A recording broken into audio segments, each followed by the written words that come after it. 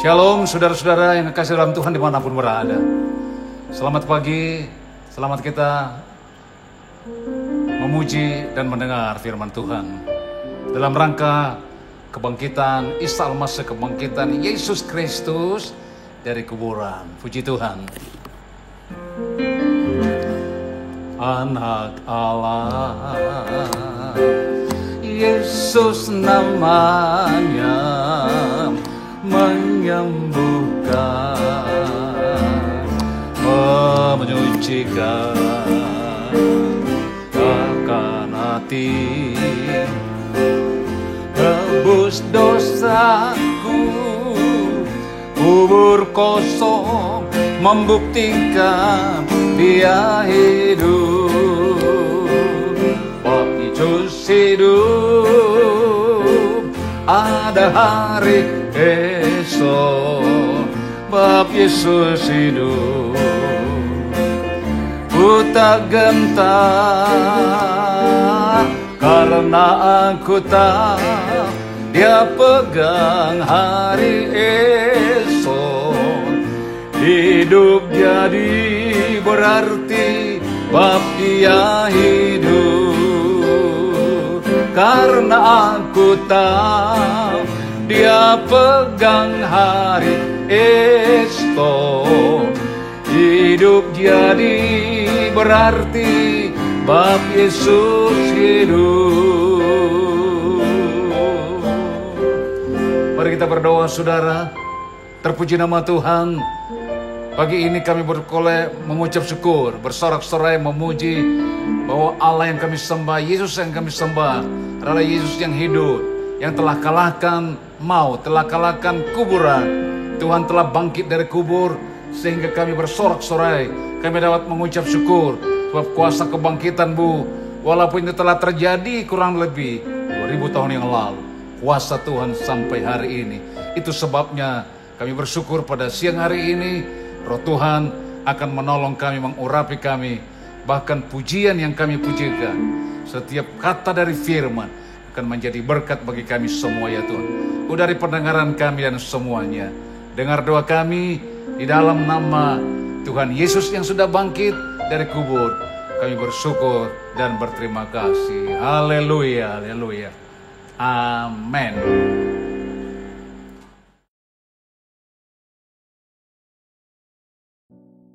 Baik saudara, dalam rangka kebangkitan Yesus, saya ambil ayat pembacaan ayat dari 1 Korintus 15 ayat 12 sampai 19. 1 Korintus pasal 15 ayat 12 dan 19. Puji Tuhan. Firman Tuhan berkata demikian. Kalau yang kami beritakan itu ialah bahwa Kristus sudah dihidupkan kembali dari kematian, mengapa ada dari antara kamu yang berkata bahwa orang mati tidak akan dihidupkan kembali? Kalau betul orang mati tidak akan dihidupkan kembali, itu berarti Kristus juga tidak dihidupkan kembali dari kematian. Kalau seandainya Kristus tidak dihidupkan kembali dari kematian, maka tidak ada gunanya memberitakan apa-apa, dan tidak ada gunanya kalian percaya, sebab percayamu itu tidak mempunyai dasar apa-apa. Lebih dari itu, ternyatalah bahwa kami berbohong mengenai Allah, sebab kami memberitakan bahwa Allah sudah menghidupkan kembali Kristus dari kematian, padahal Allah tidak menghidupkan Dia kembali. Kalau memang benar orang mati tidak dihidupkan kembali, sebab kalau orang mati tidak dihidupkan kembali, maka Kristus pun tidak dihidupkan kembali dari kematian. Dan kalau Kristus tidak dihidupkan kembali, pada masa percayaanmu hanyalah impian belaka.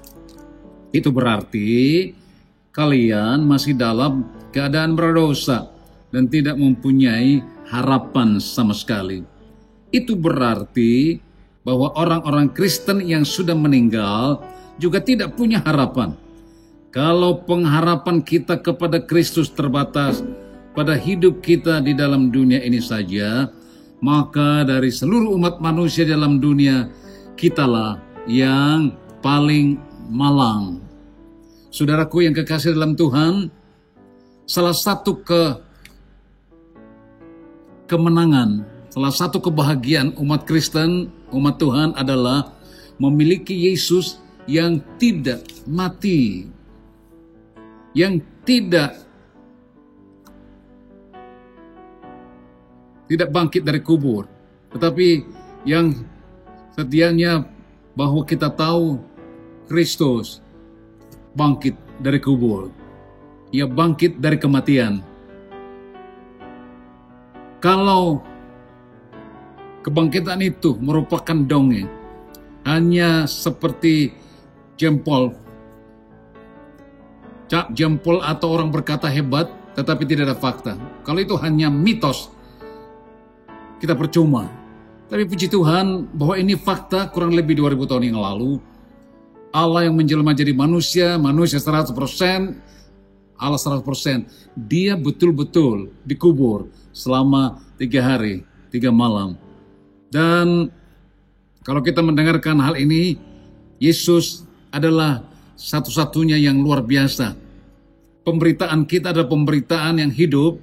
Injil diberitakan berpegang kepada kebangkitan Yesus. Kalau Yesus tidak bangkit, percumalah segala sesuatunya. Poin yang pertama, apakah akibat kalau Yesus tidak bangkit dari kubur? Poin yang pertama jawabannya, penginjilan dan pemberitaan firman Allah itu kosong dan sia-sia. Tidak ada artinya. Berarti seluruh penginjil, seluruh hamba-hamba Tuhan, pendeta-pendeta adalah pembohong dan pendusta. Tidak beda dengan orang yang menjual obat di pinggir jalanan itu. Sebab bilang obatnya hebat tetapi ternyata tidak hebat. Apakah seperti itu julukan kepada hamba Tuhan, kepada pendeta? Andai kata Yesus tidak bangkit dari kubur, semuanya sia-sia dan tidak ada arti. Itu sebabnya sebagai seorang hamba Tuhan, rela menderita, rela susah adalah oleh sebab Yesus bangkit dari kubur. Yesus adalah Tuhan. Yesus adalah Allah yang luar biasa dan tidak ada yang seperti Dia. Saudaraku yang kekasih dalam Tuhan, poin yang kedua, andai kata Tuhan atau Yesus tidak bangkit dari kubur, berarti kepercayaan kita kepada Tuhan juga akan sia-sia. Artinya, sia-sia kita melayani, sia-sia kita menanggung derita, menanggung penghinaan, menanggung olokan, sindiran-sindiran oleh sebab kita mengikut Tuhan. Dan sia-sialah pengharapan kita kepada Tuhan. Kadang-kadang kita siang malam berdoa, puasa, dan nyanyi, berkorban. Itu akan sia-sia kalau Yesus tidak bangkit dari kubur. Tetapi saya ingin katakan pada hari-hari ini, bahkan pada pagi hari ini mendekati siang, perjuangan kita, pengiringan kita, pelayanan kita berharga di mata Allah. Oleh sebab Dia hidup. Tidak ada satu yang sia-sia. Sehingga kalau kita dengar pada akhir zaman, banyak orang melanggar, tidak taat kepada firman Tuhan. Bahkan juga tidak rela tersiksa. Tapi seorang yang kenal Tuhan, apapun yang dihadapi, apapun pengalamannya, bahwa mereka rela menderita dalam segala sesuatu. Terlalu banyak contoh, saudara, di dalam Alkitab, dalam firman Tuhan. Setelah mereka tahu bahwa Yesus bangkit dari kuburan, Yesus hidup, sehingga kuasa kebangkitan itu, kematian dari seseorang yang mengikut Tuhan, sengsara yang dialami oleh orang-orang yang pelayan Tuhan, tidak akan sia-sia. Dalam Alkitab terlalu banyak contoh, antara lain contoh pertama, Andreas mati disalib di Akaya, di daerah jajahan Yunani. Andreas adalah seorang yang percaya Yesus. Kalau Yesus tidak bangkit dari kubur, dia akan percuma dan tidak akan mau disengsarakan. Lebih baik jauh dan mundur dari Tuhan. Ada lagi saksi yang kedua, contoh Yakobus, dikatakan di dalam firman Tuhan bahwa lehernya dipenggal di Yerusalem oleh Herodes. Yakobus adalah seorang yang taat kepada Tuhan. Dia tidak mengalami kerugian untuk melayani Tuhan.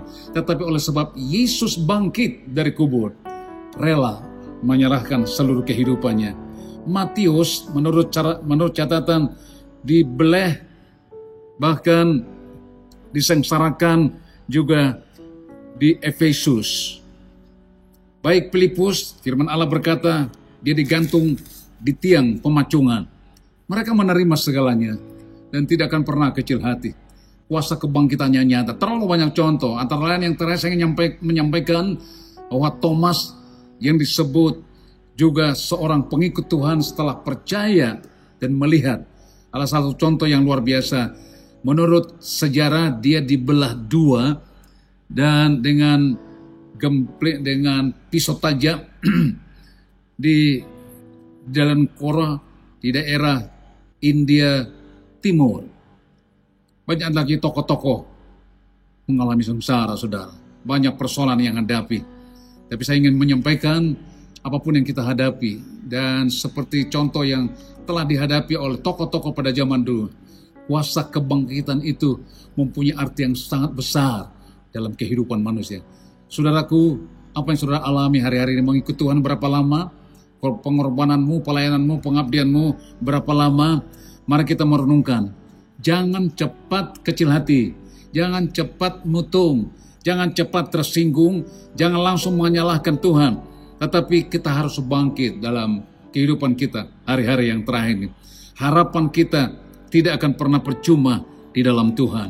Dialah Tuhan, dialah Allah kita, dialah Raja kita, dialah segalanya bagi kita. Ketika engkau penyakit, ketika engkau mengalami tantangan, tekanan ekonomi, di dalam vaksin corona hari-hari ini, semua pada mengeluh. Tapi saudara jangan coba tinggalkan Tuhan. Dia hidup, dia tahu apa yang sedang kita hadapi.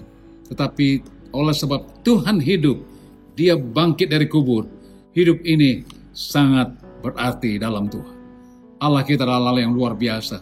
Itu sebabnya dia berkata ada lagu itu untuk meyakinkan kita, dia Tuhan, dialah telah bangkit. Dia bangkit dari maut. Satu kali lutut bertekuk, lidah mengaku, Yesus yang bangkit adalah Tuhan kita yang luar biasa. Coba saudara nyanyikan lagu ini dengan yakin. Apa yang saudara alami hari-hari ini, penyakit berkepanjangan, tekanan ekonomi berkepanjangan, dia Tuhan.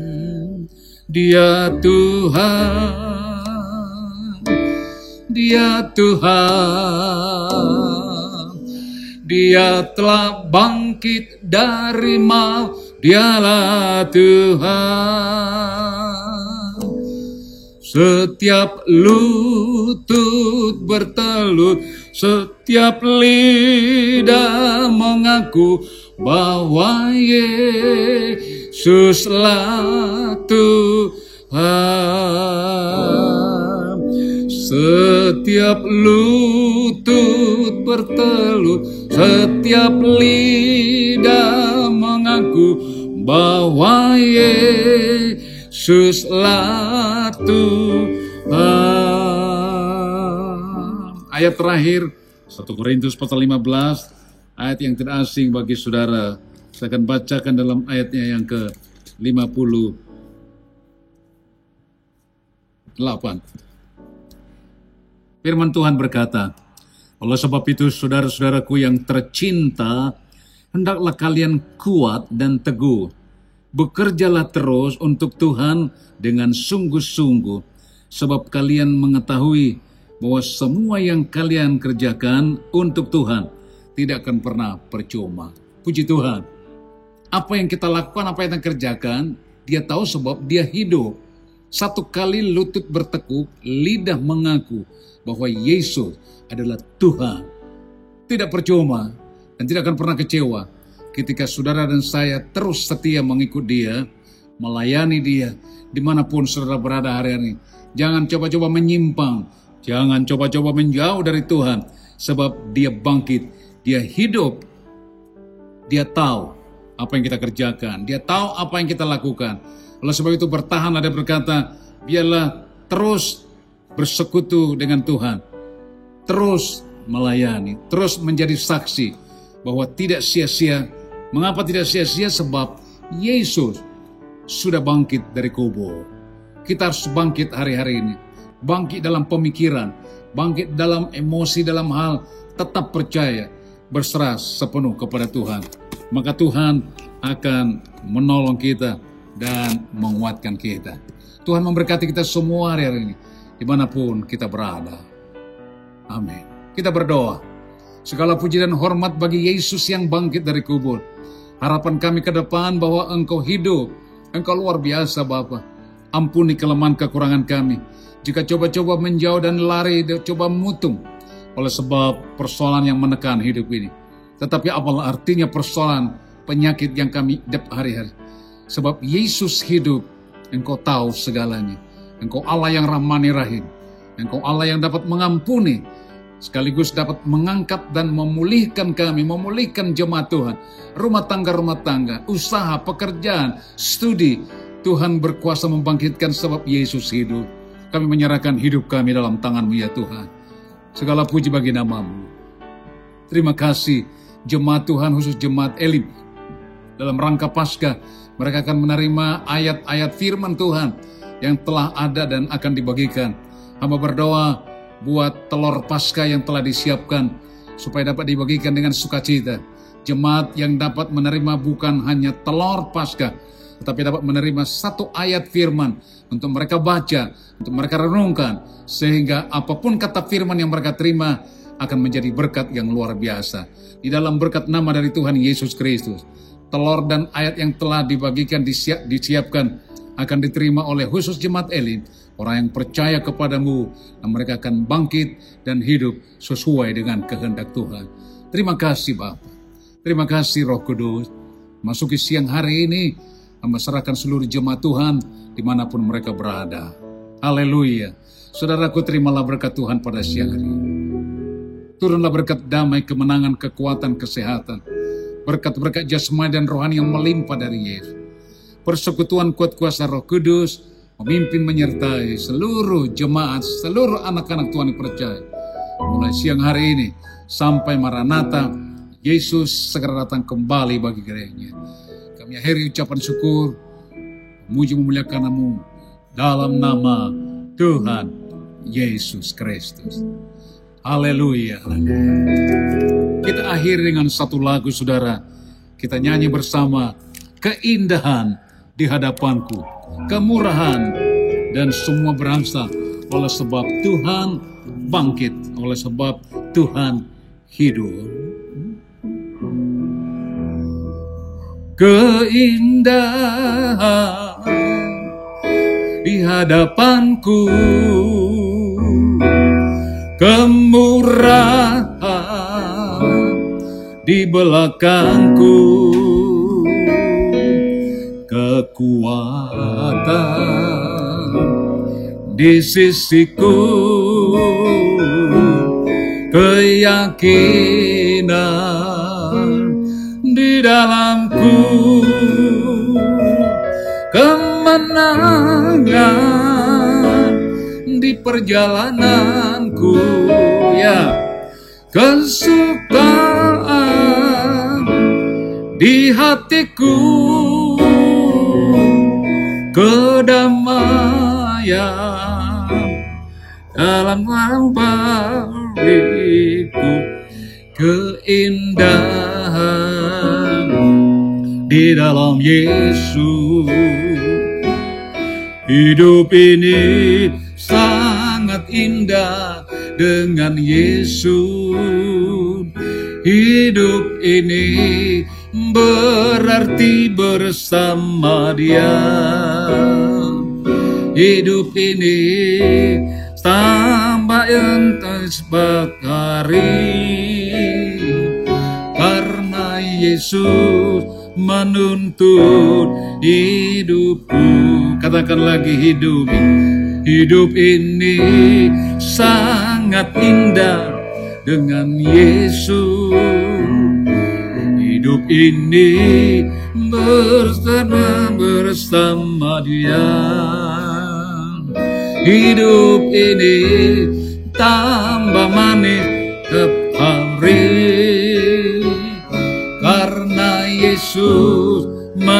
tuntun hidupku, karena Yesus yang hidup dalamku. Selamat siang saudara, dan Tuhan memberkati semua. Amin.